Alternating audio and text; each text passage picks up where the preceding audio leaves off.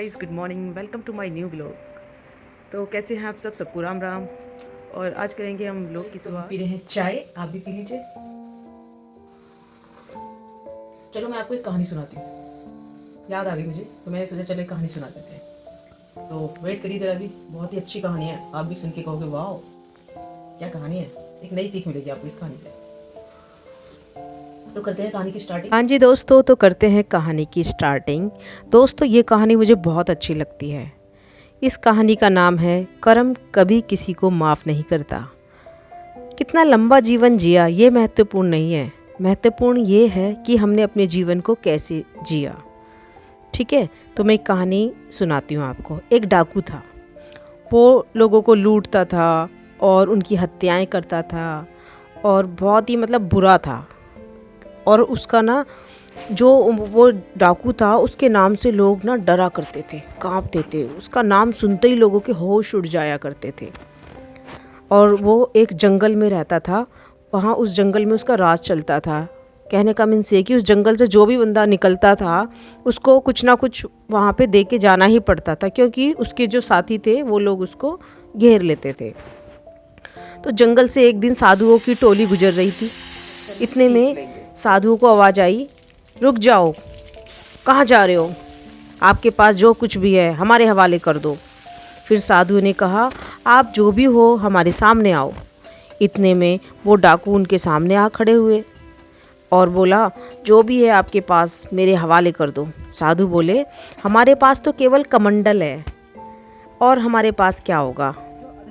डाकू बोला, कमंडल ही मुझे मेरे हवाले कर दो और यहाँ से जल्दी से चले जाओ, क्योंकि इस जंगल का एक नियम है, यहाँ से कोई भी बिना कुछ दिए नहीं जाता। तुम्हारे इस कमंडल में कुछ ज़रूर छिपा होगा। साधु बोले, ठीक है भाई, कमंडल ले ले, हम निकलते हैं, लेकिन इस कमंडल का पानी पीकर डाकू तेरी ज़िंदगी बदल जाएगी, याद रखना। डाकू बोला, ये ड्रामा ना कहीं और जाके करना, यहाँ मत दिखाओ। अपने अपने कमंडल छोड़ो और यहाँ से निकलो।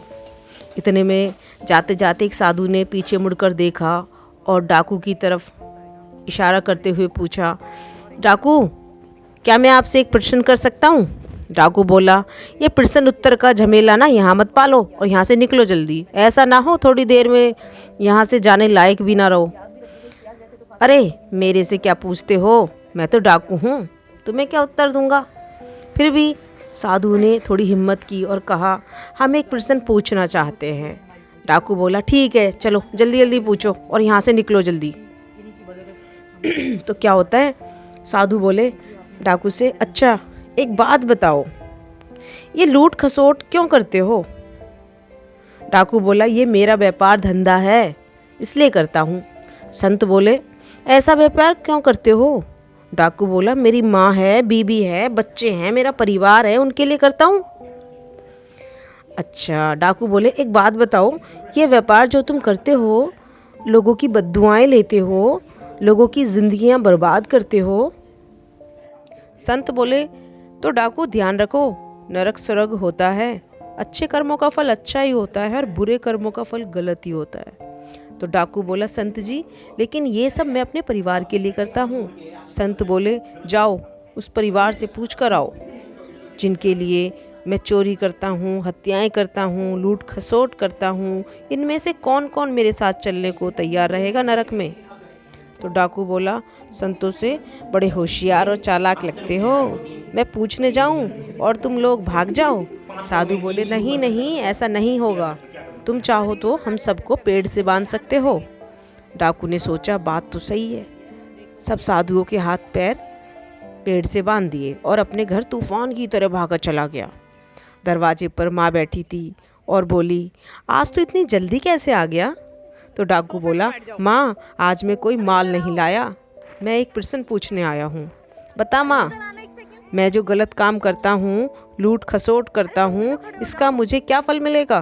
तो माँ बोली, बेटा, मैं तो तुझे बचपन से कहती आई हूँ कि बुरे कर्मों का फल बुरा होता है, गलत काम मत कर बेटा, तुझे नरक मिलेगा। माँ, मैं नरक जाऊँगा। माँ, तू तो मुझे बहुत प्यार करती है ना, तू तो मेरे साथ चलेगी ना माँ? माँ बोली, पागल है क्या तू?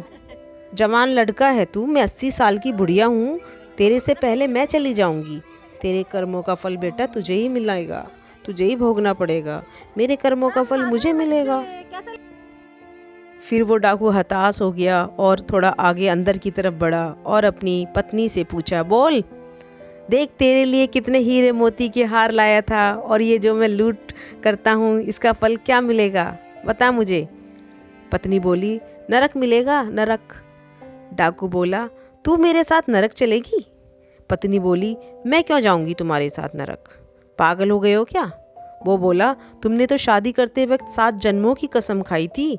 तो पत्नी बोली, ये कसम मैंने नहीं खाई, ये पंडित जी ने खिलाई थी, और मैं तो वैसे भी इसी जन्म से परेशान हूँ, और जन्मों का तेरे साथ चल के क्या करूँगी। तो डाकू बोला, नरक नहीं चलेगी फिर मेरे साथ? पत्नी बोली, देखो, पत्नी का धर्म पत्नी के साथ और पति का धर्म पति के साथ। फिर वो बच्चों के पास पहुँचा और बच्चों से पूछा, जब मैं मरने के बाद नरक जाऊंगा तो तुम मेरे प्यारे बच्चों मेरे साथ चलोगे? देखो मैं तुम्हें कितना पढ़ाता हूँ, लिखाता हूँ, तुम्हारे लिए क्या क्या चीज़ें लेकर आता हूँ, क्या तुम मेरे साथ नरक चलोगे? बच्चे बोले, पिताजी आपने पैदा किया है, आपका धर्म है, हमें कैसे पालना है ये आपका विषय, हमारा नहीं है। और ज़रूरी नहीं डाकू का बच्चा डाकू बने, हम बड़े होकर अच्छे आदमी बनेंगे, सत्कर्म करेंगे और हम स्वर्ग जाएंगे, और तुम गलत करते हो तो तुम नरक जाओगे। उस डाकू के होश उड़ गए। बोला, कोई मेरे साथ चलने को तैयार नहीं है नरक में। फिर थका हुआ सा और ढीला ढाला सा चलता हुआ साधुओं के पास पहुंचा, और सामने से संत देख रहे थे। तो एक साधु ने पूछा, क्या हुआ, तेरी आवाज़ की खनक कहाँ चली गई डाकू? तेरी गड़गड़ाहट कहाँ चली गई? क्या समझ आया? बता, कौन कौन जाएगा तेरे साथ नरक में? डाकू बोला, आज मेरी आंखें खुल गईं, आज इतना ही समझ आया, ये दुनिया स्वार्थ की है। ये दुनिया माल में तो साथ देती है, लेकिन जब कर्मों की मार पड़ती है तो कोई साथ नहीं देता। माल में तो मेरी माँ भी साथ देती है, मेरी पत्नी भी साथ देती है, और बच्चे भी साथ देते हैं। डाकू बोला, अब मैं क्या करूं संत महाराज, मैं क्या करूं? संत बोले, क्या करना चाहते हो? डाकू बोला, बताओ मैं नरक से कैसे बचूं? तो संत बोले, जिनके लिए तू ये सब कर रहा है कोई भी तेरा साथ नहीं देगा, समय बर्बाद मत कर, अब भी तेरे पास वक्त है, तू राम राम जप। डाकू बोला, इससे उद्धार हो जाएगा? संत बोले, अरे पागल, तेरा उद्धार 100% होगा, तेरी ज़िंदगी बदल जाएगी, तू राम राम जप। तो वो डाकू समझ गया और उसने उसी जंगल में अपना एक स्थान बना लिया, और वो वहीं पर बैठकर राम राम जपने लगा। उसकी ज़िंदगी बदल गई, बल्कि उस जंगल से जो भी निकलता था वो उस डाकू के पास ज़रूर आता था, और वहाँ पर थोड़ा विश्राम करके आगे बढ़ जाता था, और वो उसने लूट खसोट जो हत्याएं करता था वो सब बंद कर दी। तो इस तरीके से उस डाकू की ज़िंदगी बदल गई। तो दोस्तों, आप भी राम राम राम नाम का जाप करिए और आप भी अपनी ज़िंदगी बदल दीजिए। तो जय श्री राम। कौन से हाथ में? ओ, पहचान गई है ना, पहचान गई, वेरी गुड। एना तो बहुत इंटेलिजेंट है भाई, एना तो बहुत इंटेलिजेंट है। अंगद, अंगद एक हाथ में रखो इसकी ट्रीट और फिर दिखाना ये कौन से हाथ को चूज करती है। गलत हाथ का चूज किया इसने। एक्चुअली इससे दोनों हाथों में खुशबू आ रही होगी ना अपने खाने की। दोनों हाथों में रखा था ना। अब किसी में मत रखना।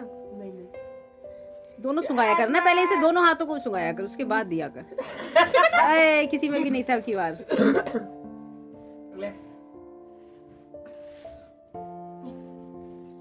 दूर रखना हाथों को, थोड़ा पता कैसे चलेगा। थूक लगा दिया। पता चल गया। इन्हें धोके आना, बिल्कुल पहुंचना मत कपड़ा से। माँ शाम को रोटी मत बनाना, कुछ चावल बना लेना, हर टाइम चावल चावल चावल। कह रहे हम रोटी नहीं खाएंगे अगर आपने रोटी बनाई तो। फिर मैंने सोचा चलो, कह रहे दाल चावल बनाओ। मैंने सोचा दाल चावल तो नहीं बनाऊंगी। फिर उन्होंने कहा कि मम्मी पुलाव बना लो। तो पुलाव तो वही होता है सिंपल सा बहुत अच्छा लगता है, ज़्यादा सब्जी वगैरह तो नहीं खाते बच्चे। सो लेट्स स्टार्ट है धुआं, और हम करेंगे अभी स्टार्ट। जीरा डाल दिया और मेथी दाना डाल दिया, और वो जो है दालचीनी डाल दी। तो हम डालेंगे प्याज।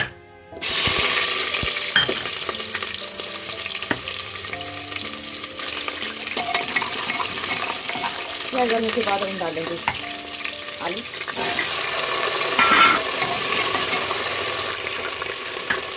हम डाल देंगे कटे हुए टमाटर। ठीक है, इसके बाद इसमें जाएगी मटर।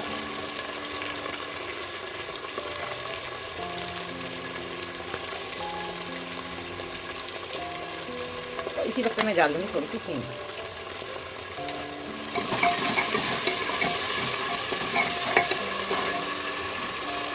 और इसमें हम डालेंगे कुछ मसाले, थोड़ी सी हल्दी, हल्की मिर्ची,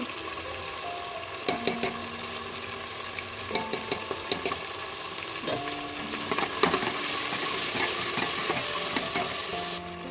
स्वाद अनुसार जाएगा नमक।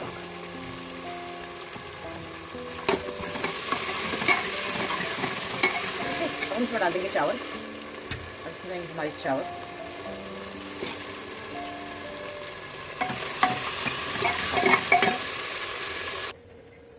स्वाद अनुसार डाल देंगे हम इसके। स्वाद अनुसार नहीं, मतलब जितनी चाहिए उतना डाल देंगे उसमें पानी। इतना डालना है कि ये डूब जाए।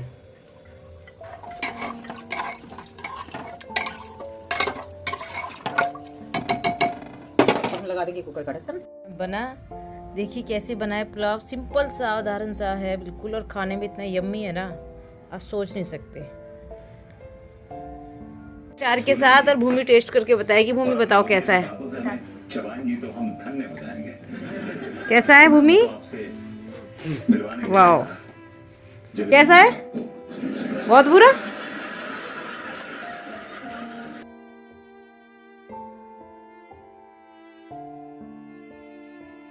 अभी खा के देख लेती हूँ कैसे बने। यम्मी।